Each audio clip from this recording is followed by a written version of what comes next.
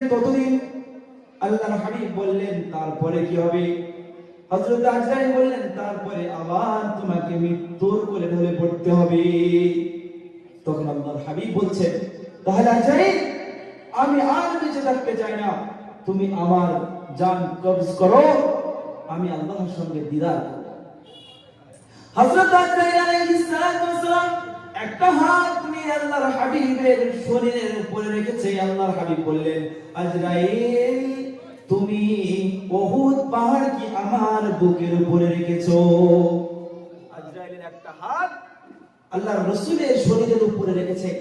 আল্লাহর রাসূল বলছেন, মুহাম্মদ আল্লাহর রাসূল বলছেন, আজরাইল তুমি আমার বুকের উপরে উহুদ পাহাড় কি রেখেছো?